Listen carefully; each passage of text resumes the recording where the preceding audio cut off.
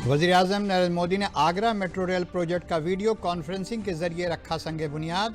29.4 kilometre metro rail बनने से आगरा के बाशिंदों और सयाहों को मिलेगा फ़ायदा।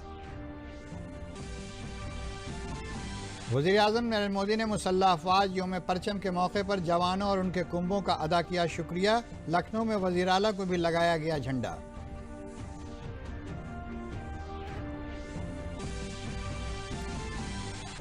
रामपुर के रिवायती मसनूआत को फ़रोग़ देने के लिए मरकज़ी वज़ीर मुख्तार अब्बास नकवी ने रामपुर हाट का किया मुआयना। कहा, रामपुर की मसनूआत को आलमी बाज़ार में मिलेगी जगह।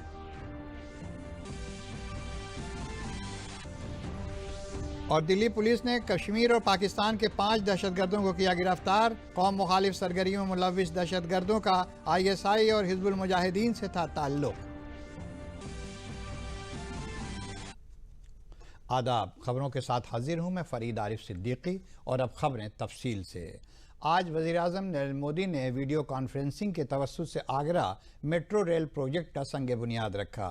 आगरा मेट्रो रेल प्रोजेक्ट का 29.4 किलोमीटर तवील 2 कॉरिडोर में मुजव्वज़ा है। ताज ईस्ट गेट से सिकंदरा के दरमियान तकरीबन 14 किलोमीटर का पहला कॉरिडोर है। इस पर 13 मेट्रो स्टेशन कायम होंगे। वहीं दूसरा कॉरिडोर आगरा कैंट से कालिंदा बिहार के दरमियान बनाया जाएगा।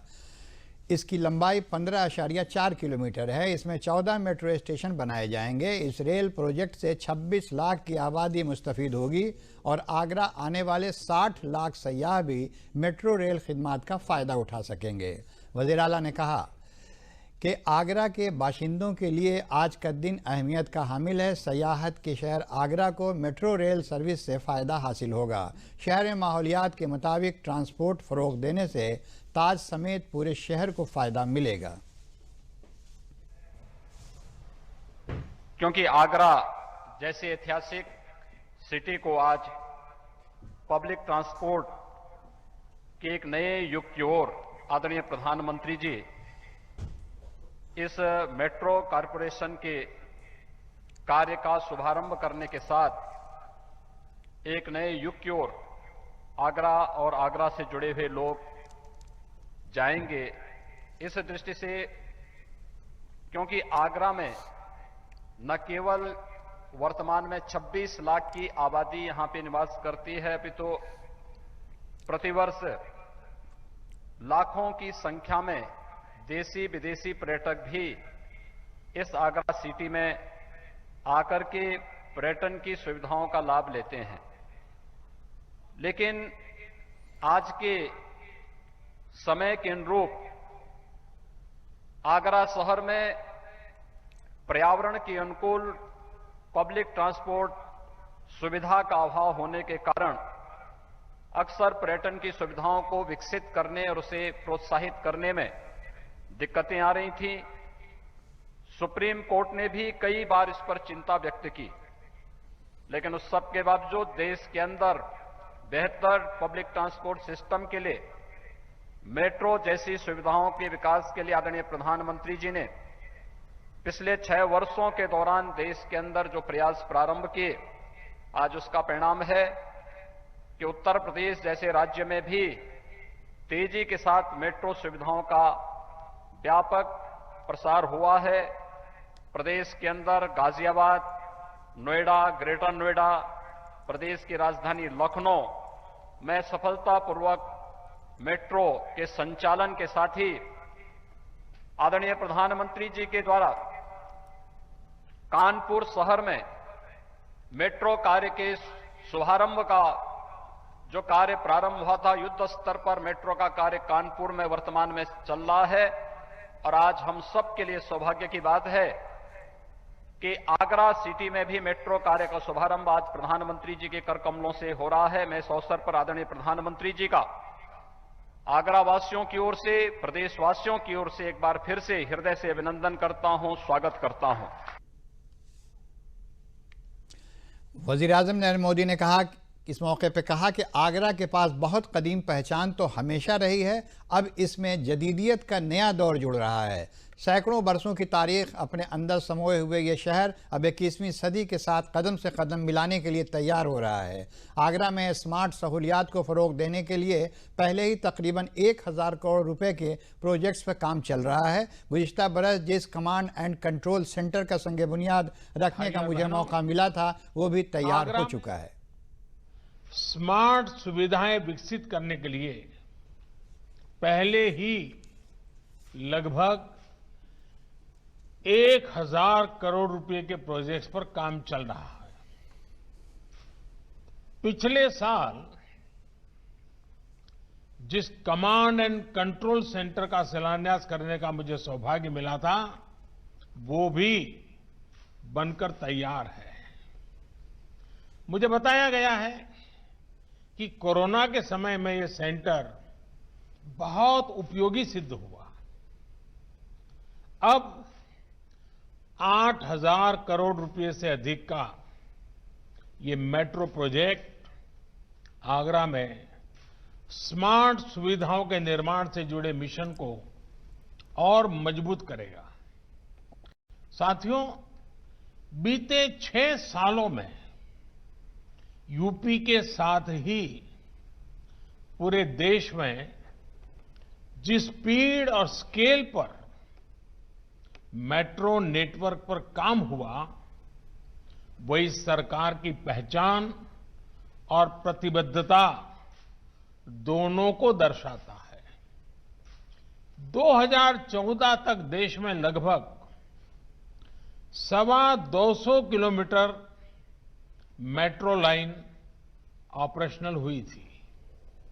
साल 2014 के बाद के 6 वर्षों में देश में 450 किलोमीटर से ज्यादा मेट्रो लाइन देश भर में ऑपरेशनल है और लगभग 1000 किलोमीटर मेट्रो लाइन पर तेज गति से काम भी चल रहा है।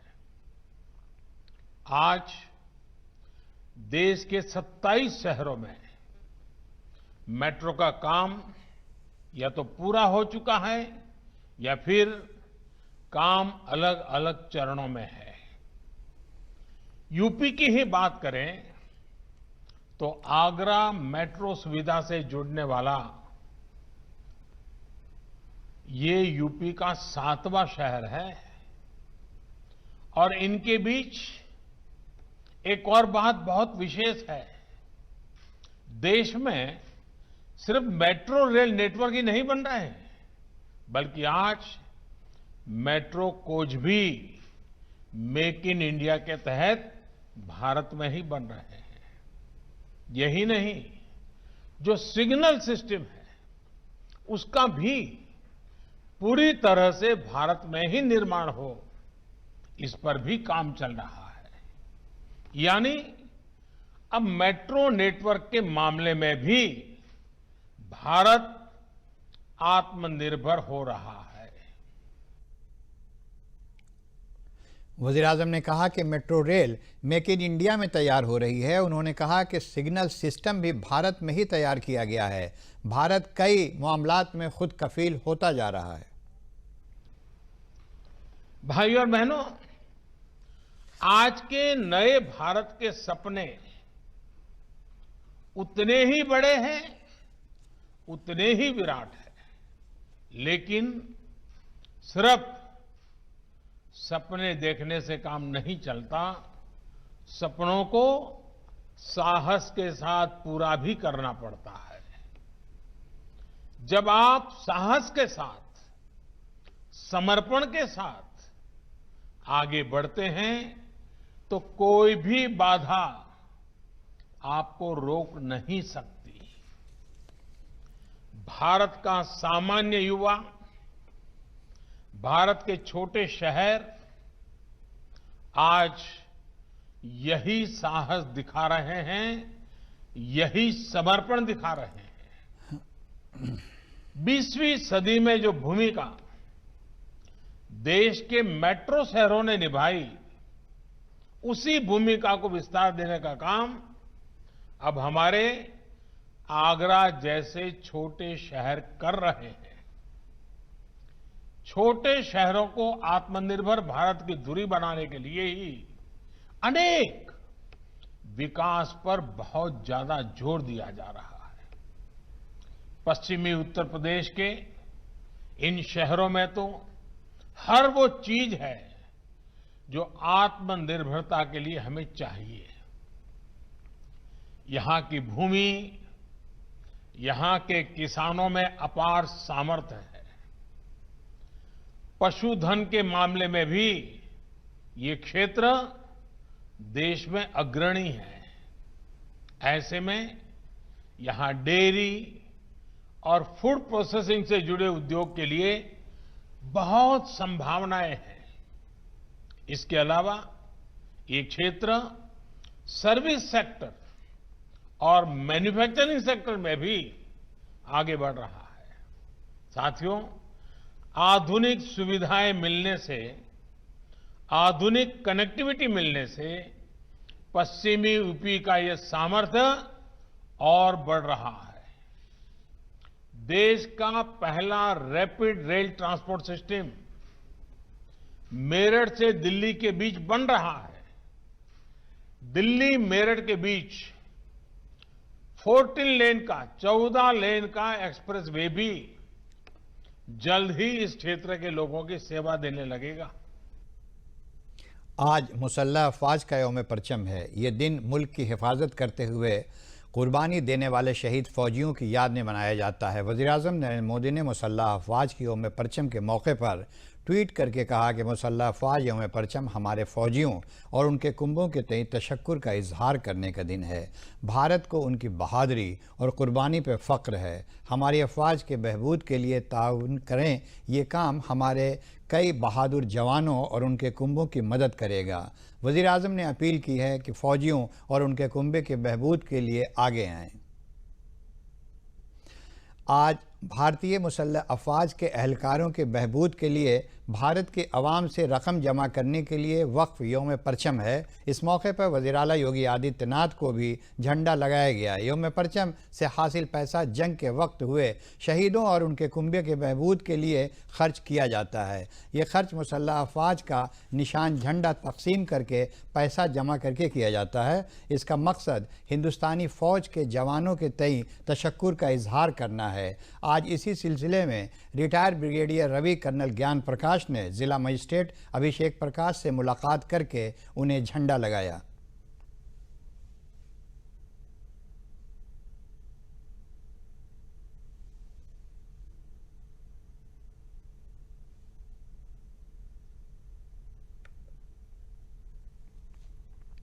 आज का दिन बहुत ही महत्वपूर्ण दिन है। 1949 में 7 दिसंबर को सशस्त्र सेना झंडा दिवस डिक्लेयर किया गया था और आज के दिन हमारे जितने भी वीर सैनिक हैं जिन्होंने देश की रक्षा में अपनी जान की आहुति दी है उनको याद किया जाता है, उनके सेक्रीफाइसेस को याद किया जाता है और सभी देशवासी एवं प्रदेशवासियों से ये कामना की जाती है कि वो आके आज के दिन अपना महत्वपूर्ण योगदान दें। झंडा दिवस 1949 में शुरू किया गया था। 7 दिसंबर 1949 से हम झंडा दिवस मनाते हैं ताकि शहीद सैनिकों, भूतपूर्व सैनिकों, विकलांग सैनिकों, उनके आश्रितों के लिए चलाई जाने वाली कल्याणकारी योजनाओं के लिए धन एकत्रित किया जा सके। साथ ही साथ सैनिकों के प्रति सम्मान और कृतज्ञता प्रकट करने के लिए इस दिवस को मनाया जाता है। आज दिनांक 7 दिसंबर 2020 के शुभ अवसर पर सशस्त्र सेना झंडा दिवस के इस पावन पर्व पे, इस पावन अवसर पर मैं समस्त जनपद लखनऊ वासियों को अपनी शुभकामनाएं देता हूं और साथ ही साथ यही आग्रह करता हूं कि हम मिलजुल कर जो स्पिरिट है इसको और आगे बढ़ाएं राष्ट्रीय एकता और अखंडता के लिए, और विशेष रूप से सेना के द्वारा जो राष्ट्रीय सेवा की जा रही है इसकी हम प्रशंसा करें। वज़ीर आला योगी आदित्यनाथ ने किसान बिल के सिलसिले में पूरे इज्तिमाई मुजाहरे पर अपोजिशन पार्टियों पर सियासत करने का इल्ज़ाम आयद किया है। वज़ीर आला ने कहा कि भोले भाले किसानों को उलझाकर माहौल ख़राब करने की कोशिश की जा रही है। उन्होंने कहा कि आज़ादी के बाद से बीजेपी हुकूमत ने किसानों के मफाद में सबसे ज़्यादा फैसले किए हैं। वज़ीर आला ने मज़ीद कहा कि किसानों के मफाद में कम से कम सहारा कीमत के तहत लागत का 1.5 गुना किसान सम्मान निधि, फसल बीमा और ज़राअत और आबपाशी समेत सभी स्कीमें लाकर हुकूमत ने किसानों के हक़ में काम किया है। उन्होंने किसानों के मदद पर अपोजिशन पार्टियों के ज़रिए दोहरा किरदार अपनाने का इल्ज़ाम आयद किया। देश के किसानों के हित में पिछले 6 वर्षों में अनेक क्रांतिकारी कदम उठाए हैं। देश के मंडियों को ई नाम से जोड़ करके वन नेशन वन मार्केट के तर्ज पर मंडियों को और किसान के उत्पाद को देश के अंदर कहीं भी बेचने और किसी भी प्रकार के मंडी शुल्क से मुक्त करने का क्रांतिकारी कदम हो। न्यूनतम समर्थन मूल्य किसान को लागत का 1.5 गुना दाम उपलब्ध कराने का रहा हो या फिर प्रधानमंत्री किसान सम्मान निधि। आजादी के बाद किसानों के हित में लिए गए ये सभी ऐतिहासिक और क्रांतिकारी फैसले हैं।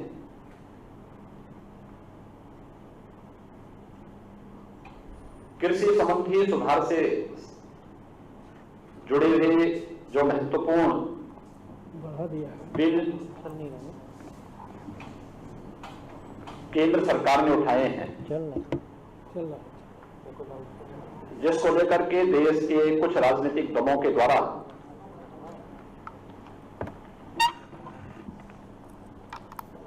वातावरण खराब करने का प्रयास किया जा रहा है। खासतौर पर एपीएमसी एक्ट, जो मॉडल एपीएमसी एक्ट है, इस पर राजनीतिक दलों का वर्तमान रवैया उनके दोहरे चरित्र को प्रदर्शित करने वाला है। मरकजी वजीर मुख्तार अब्बास नकवी ने रामपुर के हुनर हाट का मुआयना करते हुए कहा कि यहाँ की रिवायती मसनूआत, ज़रई पैचवर्क, चाकू, वायलिन और पतंग वगैरह को आलमी सतह पर शनाख्त दिलाने के लिए इस तरह के प्रोग्रामों का इनेकाद किया जाता है। रामपुर व कुर्ब जवार में बने सामानों को कैसे दुनिया के बड़े बाज़ार तक पहुँचाया जाए जिससे कि मसनूआत की सही कीमत मिल सके। रामपुर में रवायती मसनूआत में दस्तकारी का अच्छा काम किया जाता है। सूट, गरारा, दुपट्टा, साड़ी, पर्दे, सोफ़ा और कुशन कवर में इस्तेमाल होने वाला चटापटी पैचवर्क दुनिया भर में जाना जाता है। एक बहुत ही महत्वपूर्ण कार्यक्रम है। दस्तकारों, शिल्पकारों, कारीगरों को मौका मार्केट उपलब्ध कराने के लिए और प्रधानमंत्री नरेंद्र मोदी जी का जो एक आह्वान है वोकल फॉर लोकल, उसको साकार करता हुआ ये हुनर हाट है। हुनर हाट देश के अलग अलग भागों में हुआ है। रामपुर में जो हुनर हाट हो रहा है वो बहुत इम्पॉर्टेंट होगा। इसलिए इम्पॉर्टेंट होगा कि कोविड पीरियड के एक तरह से खात्मे के दौरान देश भर के जो दस्तकार हैं, लगभग 26 से 27 ऐसे राज्य हैं जहां से कि दस्तकार, शिल्पकार, कारीगर यहां आएंगे और लगभग 50% उसमें महिलाएं होंगी, चाहे वो नॉर्थ ईस्ट की हों, चाहे कश्मीर की हों, चाहे साउथ के हों या अन्य स्थानों के भी, या उत्तर प्रदेश वगैरह रामपुर के तो हैं ही। कल्चरल इवेंट हुआ करेगा प्रतिदिन और बावर्ची खाना एक सेक्शन होगा जिसमें कि पूरे देश के अलग अलग व्यंजन होते हैं। केरला का अलग व्यंजन आपको मिलेगा, बंगाल का अलग मिलेगा, नॉर्थ ईस्ट के लोगों के क्षेत्रों का अलग अलग व्यंजन आपको देखने को मिलेगा, पंजाब का होगा, हरियाणा का होगा, उत्तर प्रदेश का होगा। साबिक़ वज़ीर-ए-आज़म अटल बिहारी वाजपेयी के ख़यालात को पूरे मुल्क में पहुँचाने और उनकी तशहीर के मकसद से भारत रत्न पंडित अटल बिहारी वाजपेयी मेमोरियल फाउंडेशन की तश्कील की गई है। फाउंडेशन के सदर व उत्तर प्रदेश के काबीनी वज़ीर ब्रजेश पाठक ने आज लखनऊ में प्रेस कॉन्फ्रेंस के फाउंडेशन की मजलिस आमला तश्कील देकर ओहदेदारों का तारुफ कराया। अनुसूचित जात वित्त विकास निगम के सदर डॉक्टर लालजी प्रसाद निर्मल को फाउंडेशन का नायब सदर बनाया गया है। हर बरस अटल बिहारी वाजपेयी का यौम पैदाइश 25 दिसंबर को बड़ी सादगी के साथ मनाया जाता है। ऐसे में फाउंडेशन के जरिए ये तय किया गया है कि उनका यौम पैदाइश पूरे मुल्क में अटल दिवस के तौर पर मनाया जाए।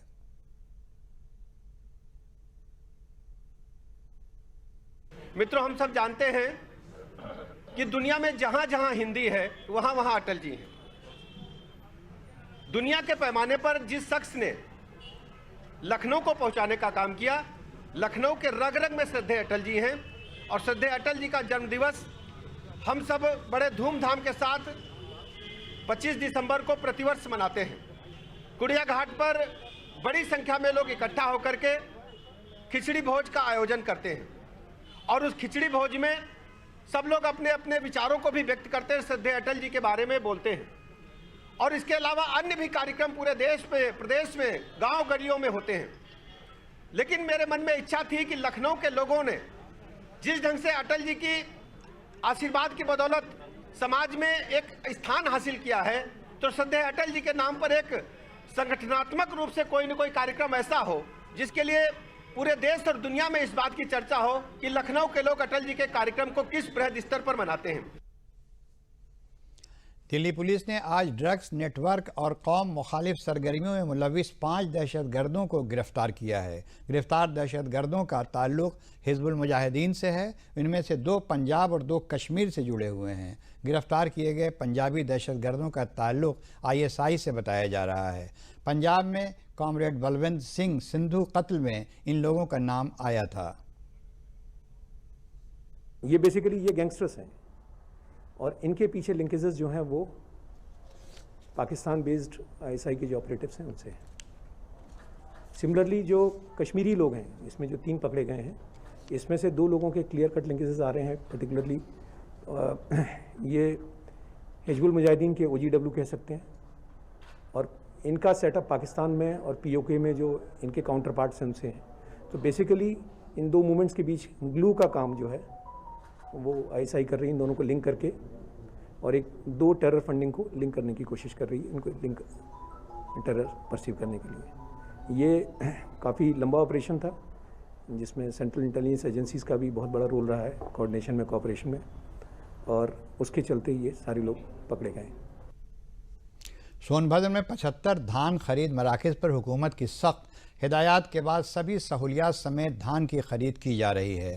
तकरीबन 23,000 रजिस्टर्ड किसानों में 4,000 किसानों से 20,000 मीट्रिक टन धान खरीदा जा चुका है।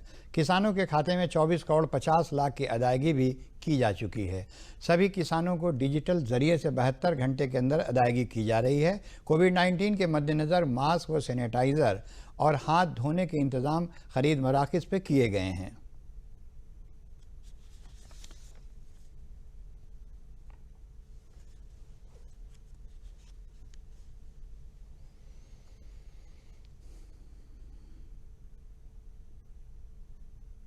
परसों से नंबर लगाए थे, साहब ने हमसे कहा कि आप परसों आके तोड़वा लीजिएगा। हमने समय से आया और हमारा नंबर लग गया है और हमारा वजन अभी हो रहा है सर।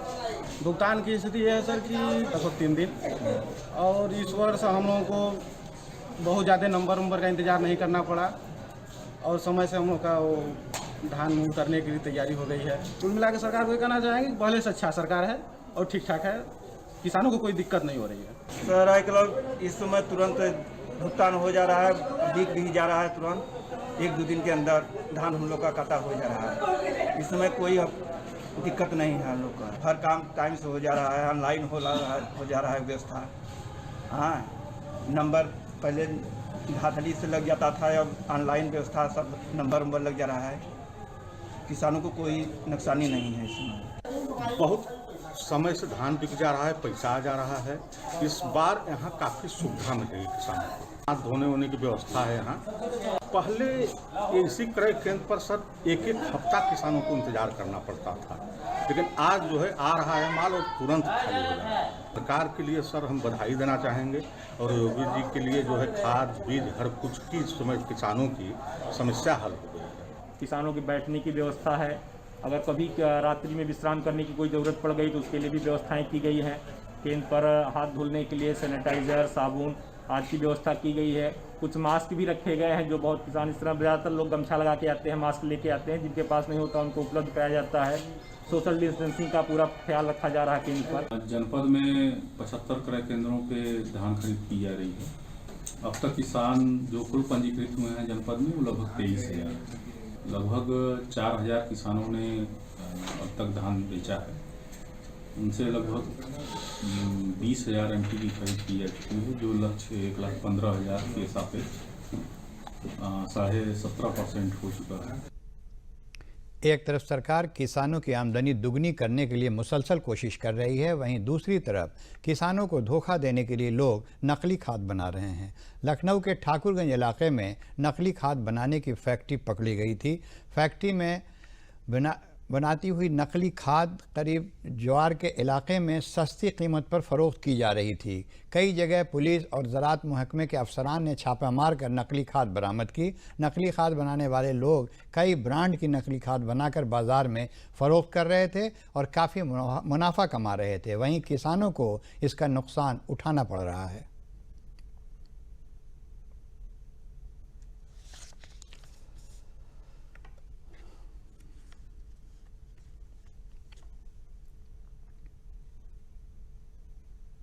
घसियारी मंडी तिराहे के पास आज सर्विलांस टीम पुलिस के द्वारा जो निरीक्षक रघुवंशी जी हैं उनसे हमारी वार्ता हुई और ये अवगत कराया गया कि घसियारी मंडी तिराहे के पास अरविंद पुस्तक भंडार की एक दुकान में अवैध नकली और संदिग्ध उर्वरक भंडारित है और यहाँ से उर्वरक का व्यापार किया जा रहा है, किसानों को बिक्री किया जा रहा है। आज मैं 11 बजे यहाँ पहुँचकर अपने पूरी टीम के साथ और पुलिस सर्विलांस टीम के साथ यहाँ छापे की कार्रवाई किया हूँ। यहाँ जो भी नकली और संदिग्ध उर्वरक की बोरियाँ यहाँ मिली हैं लगभग 1000 संख्या में, जिसमें 400 बोरियाँ नकली उर्वरक की भरी हुई सिली हुई पाई गई हैं और 600 बोरियाँ प्रिंटेड विभिन्न कंपनियों की पाई गई हैं।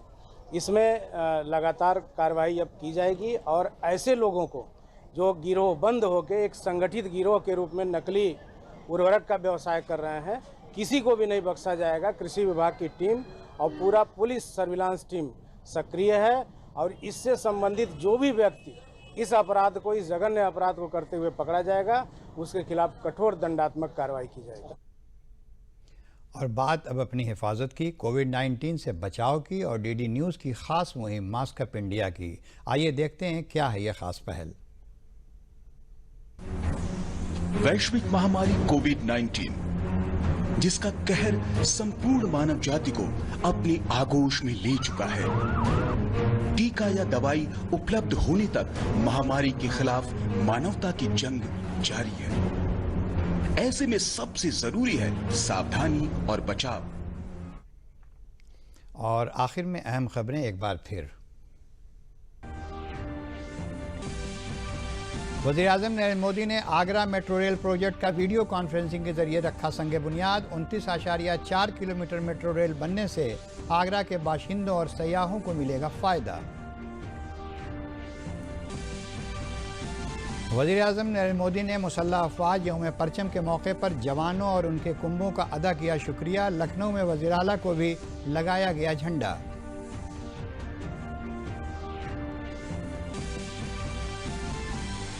रामपुर की रिवायती मसनूआत को फ़रोग़ देने के लिए मरकज़ी वज़ीर मुख्तार अब्बास नकवी ने रामपुर हाट का किया मुआयना। कहा, रामपुर की मसनूआत को आलमी बाज़ार में मिलेगी जगह।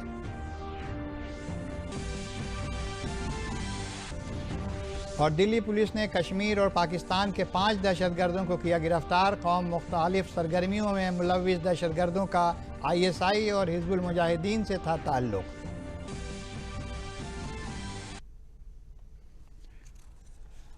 और अब एक ज़रूरी पैगाम, कोरोना से तहफ़्फ़ुज़ के लिए अपने हाथ बराबर धोते रहें और 2 गज़ की दूरी भी कायम रखें। साथ ही जब भी बाहर निकलें मास्क होना ज़रूरी है। जेब या थैले में नहीं बल्कि इस तरह से चेहरे पर लगाएं।